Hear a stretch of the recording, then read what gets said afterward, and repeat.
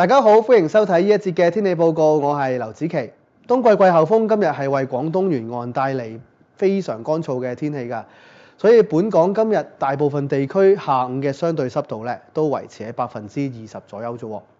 而天文台總部喺截至下午4時嘅時候嘅相對濕度曾經更加下降至17%。呢一個紀錄咧係自1984年天文台總部設有自動氣象站以嚟嘅1月份最低紀錄嚟嘅喎。除咗非常乾燥，其實今日都幾好天下。喺大範圍嘅衛星雲圖可以睇到華南地區係普遍晴朗㗎，所以今日喺清水灣望出去咧都有一個唔錯嘅藍天。喺陽光充沛嘅情況之下，本港下午嘅最高氣温普遍都上升到19度左右啊。不過留意翻啦，受冬季季候風影響，聽朝係仍然寒冷嘅喎。提提大家，而家寒冷天氣警告、霜凍警告同埋紅色火災危險警告都現正生效㗎，大家要注意保暖同埋防火啦，更加要多啲關心身邊嘅長者。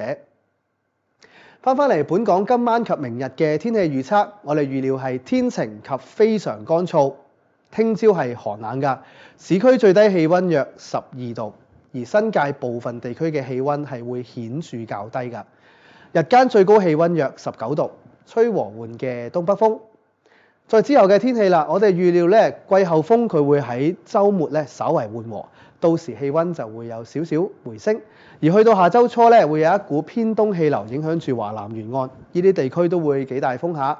去到下週嘅中後期啦，一股乾燥嘅東北季候風咧，佢會為廣東沿岸帶嚟大致晴朗嘅天氣㗎。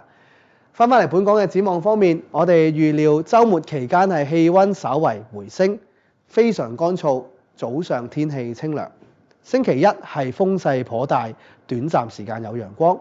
去到下週中期咧係日間和暖㗎。一節嘅天氣講到呢度，我哋下次見。